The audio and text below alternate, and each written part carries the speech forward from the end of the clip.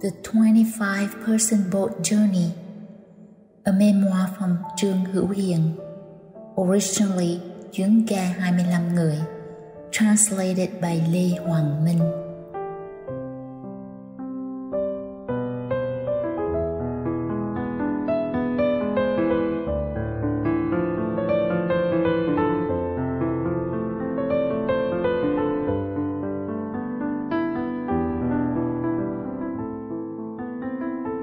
I dedicate this story to my 25 dear friends who escaped with me on a small fishing boat across the ocean 43 years ago.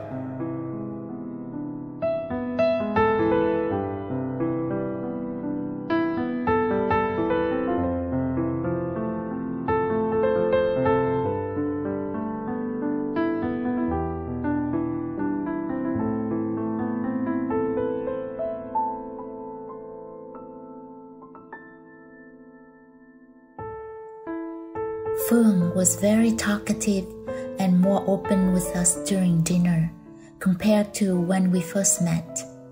She laughed constantly and excitedly told us stories about the many times she met up with her old friends in California and Chicago. Phương was the younger sister of Mộng, my classmate at Trung tâm Giáo dục Nguyễn Hiền, Da Nang, Vietnam. Here with us was also Phương son Ben, who had just graduated with a computer science major at Rochester Institute of Technology, New York, 2 months earlier. Only a mother's love could make her take a 20-plus hour flight from Vietnam to this bitterly cold place in wintertime in the United States to celebrate her son's graduation. A mother's boundless love. My wife and I had invited Phương and Ben to spend some time with us in our Boston home before she went back to Rochester and then flew back to Vietnam on Sunday. As we cleaned up after dinner, I prepared hot tea and some sweets for dessert to warm up our unfinished conversation. I thought that'd be good in this cold weather when the temperature could drop down to 20 below zero. We went on and on with our story. No one wanted to stop. We talked about our walks along the streets of Boston and Cambridge the week before. We reminded each other about many of our beautiful memories. Phương said she loved the romantic scenery and classic structures here in Boston. She laughed and promised to come back to Boston to bother me again soon. My wife smiled joyfully as a welcome to her return. I promised to send her the photos that I took as souvenirs. Phương unexpectedly asked about my trip escaping from Vietnam by boat 40 years ago, which she only knew vaguely from my short essays previously posted online. Now she'd like to know more in detail. When did you leave Vietnam, Brother Hiền? A long time ago, perhaps? Asked Phương. In 1980. Seemed just like yesterday. A blink of an eye, and it had already been 43 years. But I still clearly remember every little detail about it. I replied. Such a long time ago. I was too young and didn't know much. My older sisters and Mộng probably know more. The elders told me you'd need to have a lot of gold to pay for the trip. Where in the world could we find gold? So my entire family had to stay behind, she added. I said, "That's correct. You need to pay tills of gold for the trip." There were some people who could go for free by making connections between potential customers with the boat's owner, or just watch and sneak on board when the boat leaves. A few of my smart friends went through that way. It now seems like a fun trip going abroad, but back then, there were so many dangers awaiting everyone. The survey said that more than 50% of the escapees who crossed the ocean did not make it. Many were captured and sold into slavery. Many were raped and killed by Thai pirates. Many boats broke apart at sea and sank. I just feel so lucky to make it here safely in one piece, my wife Ngọc Châu chimed in. Ben, who had been quiet so far, raised his question. Uncle, back then, when only rich people who had gold could escape, their lives were good. Why didn't they stay in Vietnam instead of leaving and facing many dangers? I thought for a moment and replied, political oppression. The new government's policy created too many burdens and hardships for the people. So almost everyone wanted to leave for a better life. Rich people would have it a bit easier, but they too wanted to leave the country. I find it very difficult to make a young man like Ben understand the chaos, the politics, and the complicated society in Vietnam after April 1975. To fully understand Vietnam's political situation or explain the exodus of Vietnamese at the end of 1975 and during the 80s and the 90s, there must be long conversations between young men like Ben and the elders from my own generation. Research must be done thoroughly, books to be read, and film to be seen. More importantly, the information has to come from documents that have not been mutated or distorted from the truth. How could I answer Ben's question thoroughly and make him understand in just such a short time? How could Ben ever fully understand the many aspects of the stories behind those boat people? As if reading my thoughts, Phương changed the subject. Please tell us about your amazing voyage, Brother Hiền. Why didn't you go to Hong Kong like many of our friends who departed from Da Nang instead of drifting all the way to Japan? I sipped my tea and slowly began telling my story of escaping from Vietnam by boat, an important turning point of my life.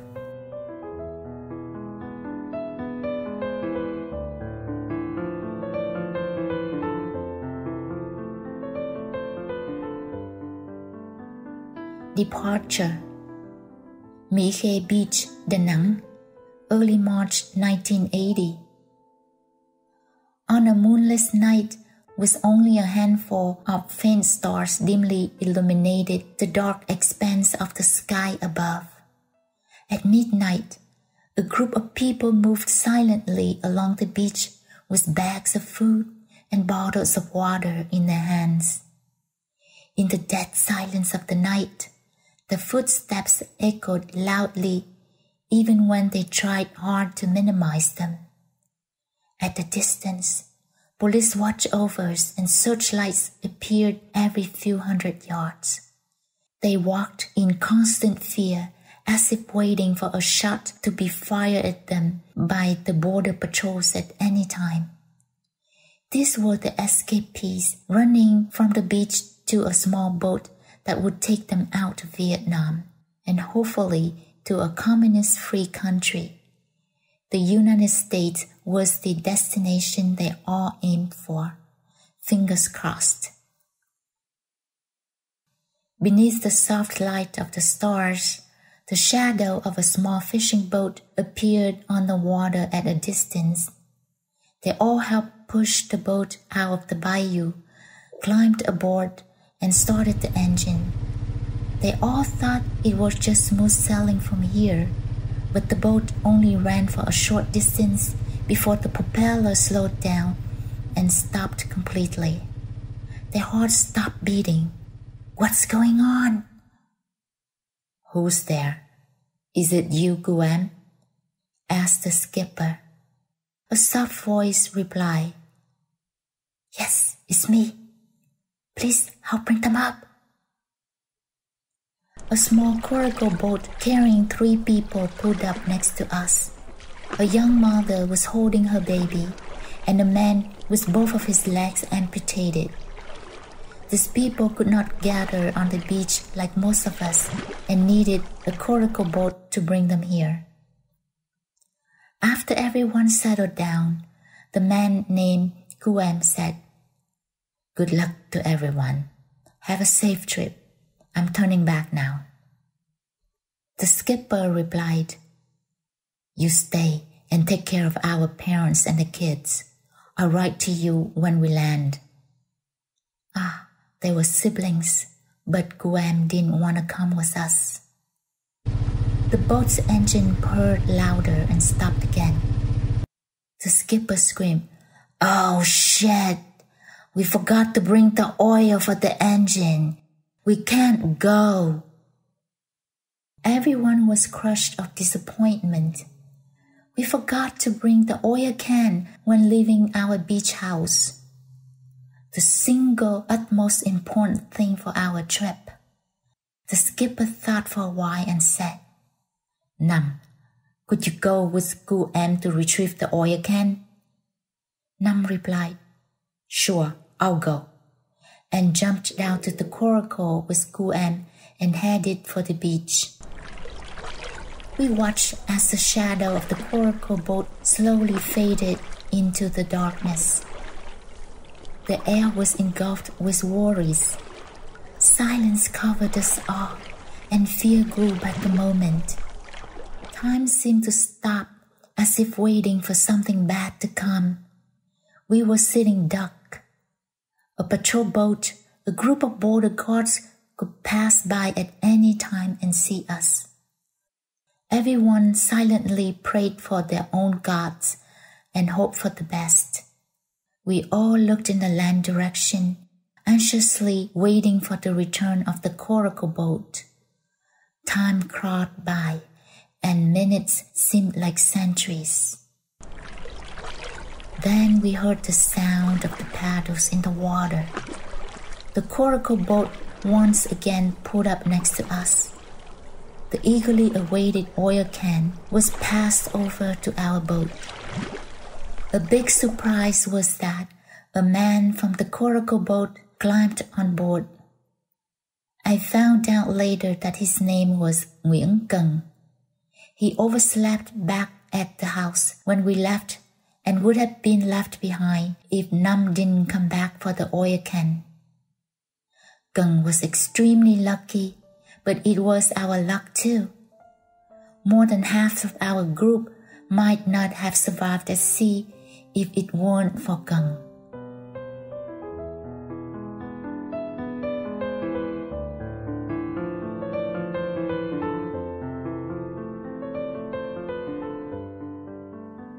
Goodbye.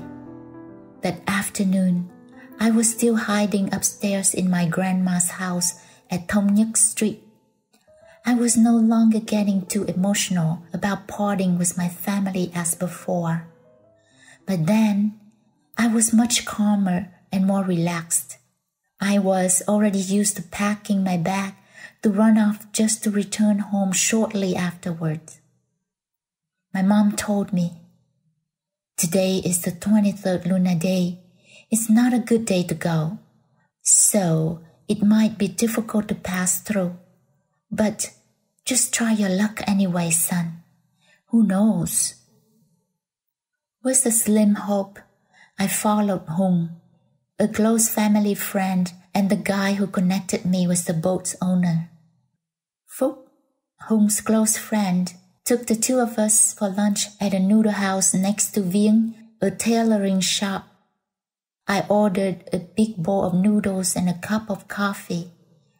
Hùng honestly told his friend Phúc about his plan to escape Vietnam by boat today. After lunch, Phúc accompanied us to the ferry station, shook hands with us, and wished us luck with the trip.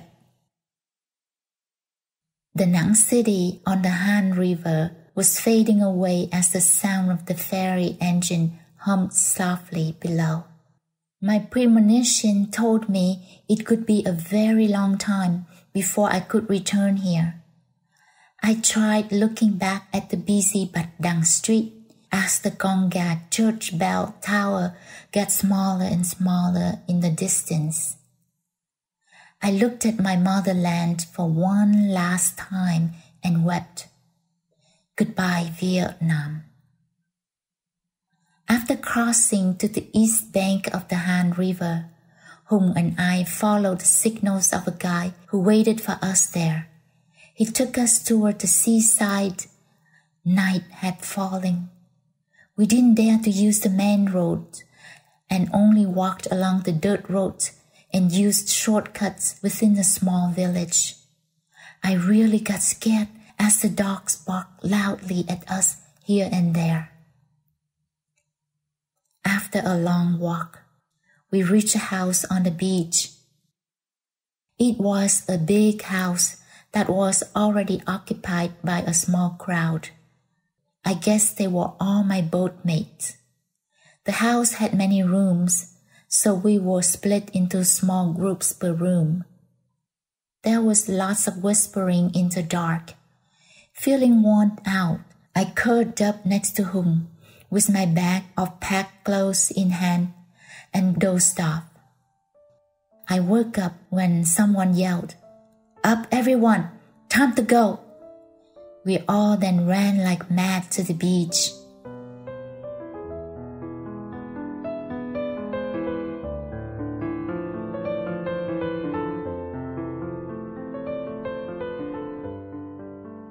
Perilous adventure.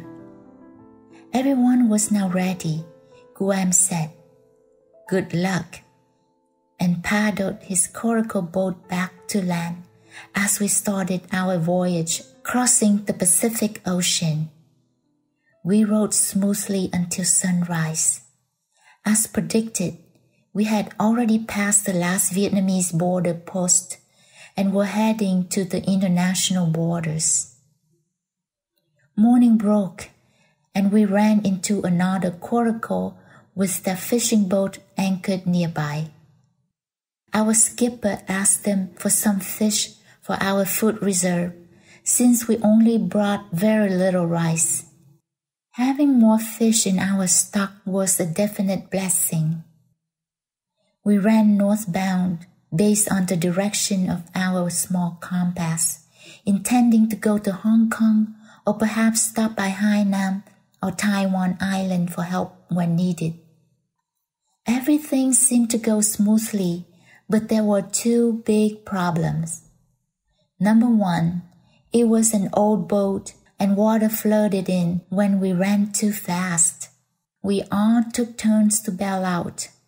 2-person teams rotated hourly were doing this job.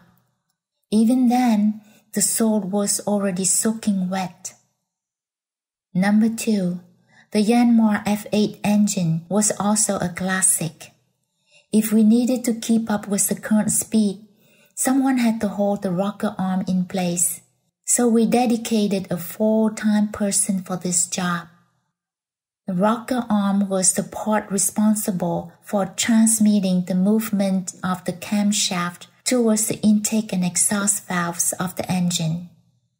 The sea was calm and there weren't many waves. We had a smooth ride and hoped to see Hong Kong in 2 days. But after 3 days, we saw nothing besides the blue sky above and sea water around us. Damn, we were lost. We did run into a few big fishing boats along the way, but they either didn't see us or just ignored us.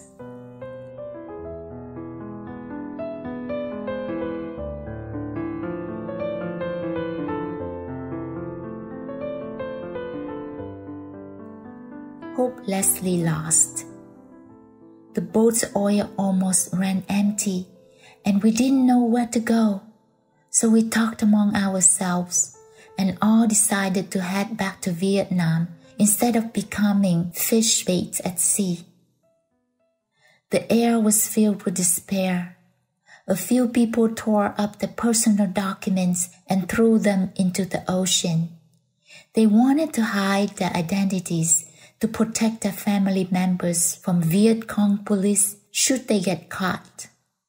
At the end of the third day, we still saw no land. We now know we were really lost. The ocean churned with angry waves in the wake of the wind. We were bounced and tossed around violently. Sometimes our boat was flipped upward 90 degrees and sinking was inevitable. A few people got seasick and threw up. Exhausted and drained, I curled up in a corner. Then someone yelled, "Hey, I see a light up ahead." Everyone looked, and yes, there was definitely a light from a ship floating afar. A skipper steered the boat in the direction of the light, and after an hour, the ship drew closer. Looked like a fishing boat, I thought, not too big. It stood still as we came closer. People on our boat got excited. Some made Morse code with their hands, signaling that we needed help, but no reply was seen from the fishing boat. I saw a few shadows looming on the deck, but they all just stood still and watched us in silence. They perhaps had mistaken us for pirates when seeing a big group of dirty, screaming men in tattered clothes on our boat. We learned later that this was a Japanese commercial fishing vessel. They were in the middle of trawling and couldn't leave even when thinking our boat was an attacking pirate boat coming for them. They were scared but only stared and did not dispel us or move away. The skipper then decided to pull next to the fishing boat.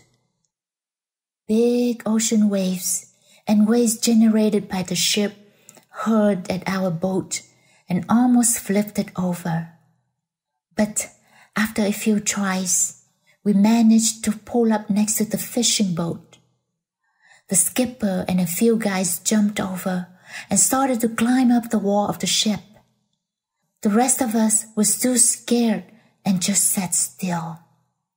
The gap between the two boats was now getting too big to jump. But a few, including me, tried anyway. We gathered our strength and jumped, but all fell into the dark ocean below. Luckily, our boat didn't drift too far away, and we were able to climb back in. I still remember vividly the horrible feelings of falling through the air and dropping into the dark water. That horrific image was still fresh in my mind, as if it had just happened yesterday. We were now facing a new problem. Our boat was drifting away from the ship by the minute. Our anxiety and despondency returned. The sea became more active as the winds grew stronger. Through the howling wind, someone screamed, "Start the engine now! Hurry!"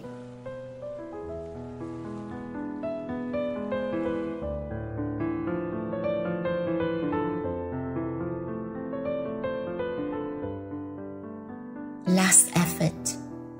The engine started, then died. I saw a silhouette of someone disassembling the heavily flooded engine and then restarting it again. The purring sound of the running Yanmar F8 engine brought back our hope. I learned later that it was Đinh Văn Cận who fixed it. He was previously a mechanical engineer under the Republic of South Vietnam government. My thanks and appreciation to you, Brother Gung. Hey, the boat engine has started, but who'd pilot it? Someone asked. I will. Let me. A voice answered loudly. It was Gung, the guy who had overslept and was almost left behind. He was also a fisherman and of course could pilot the boat. We again tried to head toward the fishing vessel. It was still bobbing at a short distance. Gung steered the boat to the other side of the ship. This way, the ship will act as a protective wall and keep strong winds and big waves away from our boat, he said confidently. Everyone, please sit down, and no one jumps without my permission, hollered Gung. Gung then told Nam, you go first, then tie a rope to the ship and drop it down to us so everyone can climb up. Nam did as told. Everyone took turns climbing up. The mother and her baby and the amputee were also helped to go up to the fishing boat. Everyone was at last safe and sound on the deck of the ship. Thank goodness.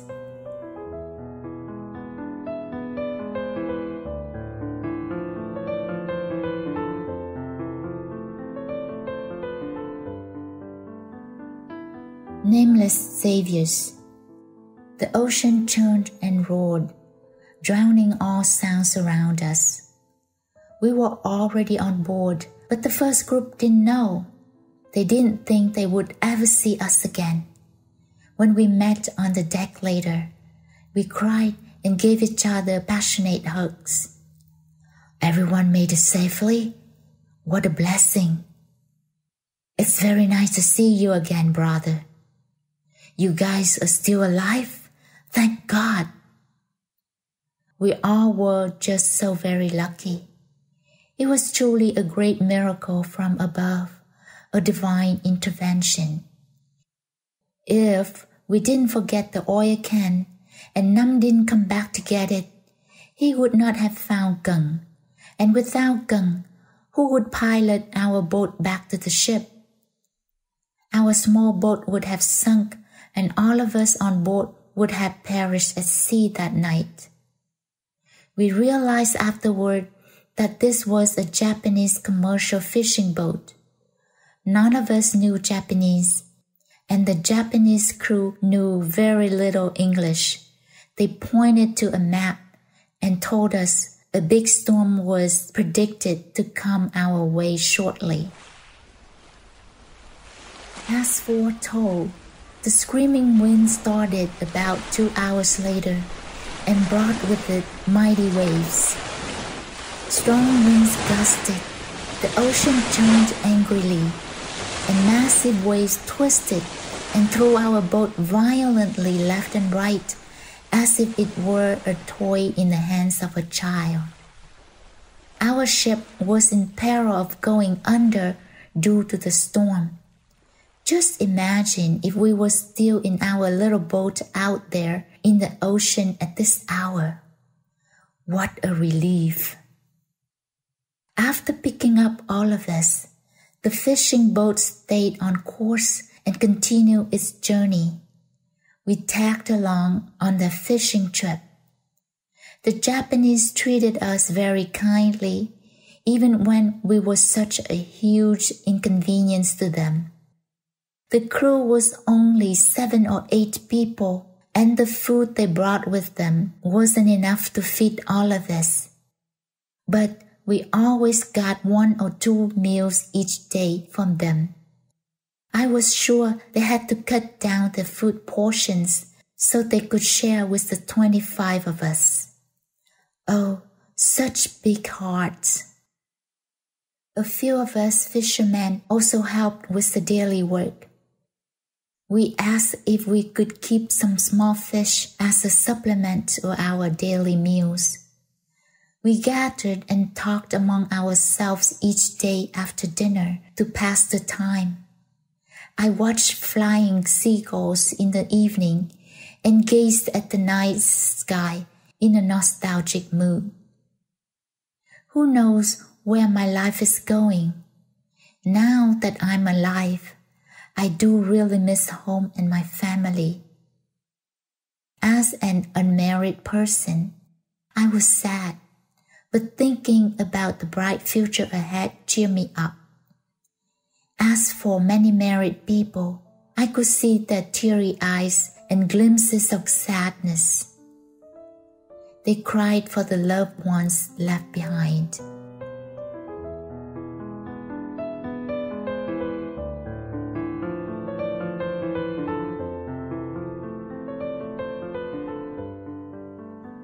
Foreign land. After a month later, when all their containers were filled with fish, the ship prepared to return home.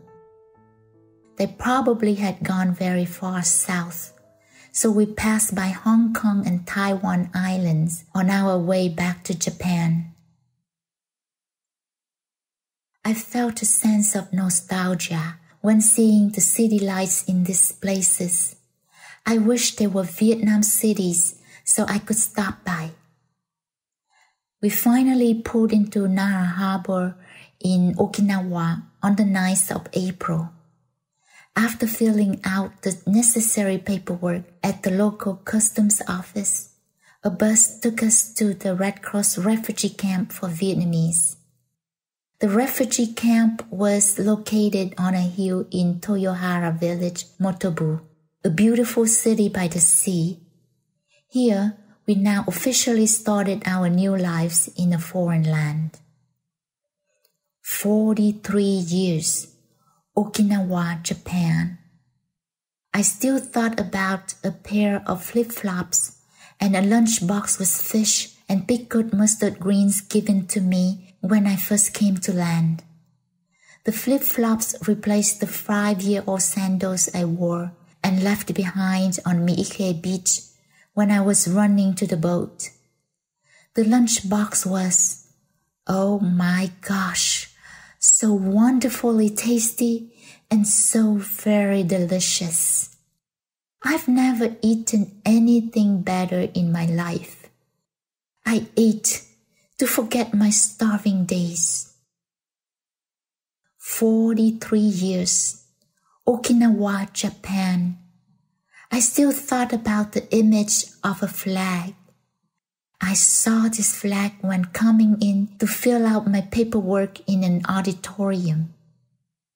I sobbed when I saw the Republic of South Vietnam flag neatly pinned on a wall.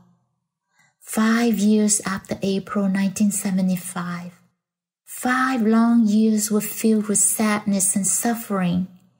I could now see the yellow flag with 3 red stripes visible right in front of me. I turned to it and bowed. My tears flowed uncontrollably. Everyone had the same feelings. Our deep love for the flag was natural and authentic. The flag stood for the most beautiful and happiest time of my youth. The flag represented a government that gave us lots of joys and happiness. I won't debate about the history of this flag or condemn it right or wrong. But my experience told me happiness has evaporated when we lost it.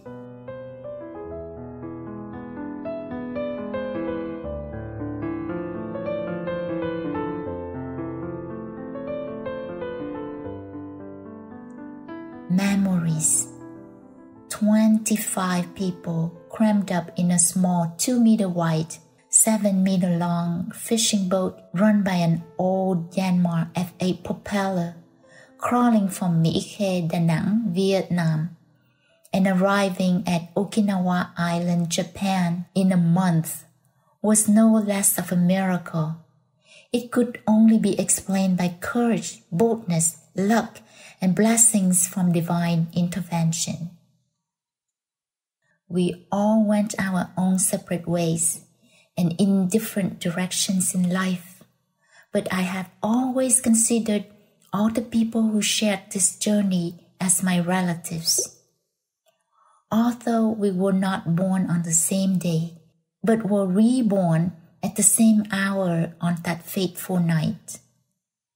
Because of the language barrier, I knew neither the name of the shipping vessel that saved us nor names of any of the crew members on board that day. Until now, they all were just nameless saviors. How could I ever see them and thank them for saving my life? For the rest of my life, I won't ever forget their deeds and will always keep them alive in my heart. I would thank them when we meet again in the next life, if it exists. The wall clock chimed softly. It was already past midnight. I thought my story would be done when we finished our teapot, but it dragged out until midnight. Phương and Ben listened and reacted to every detail of my story. I reached for the fire poker and stoked the flame. It's getting late.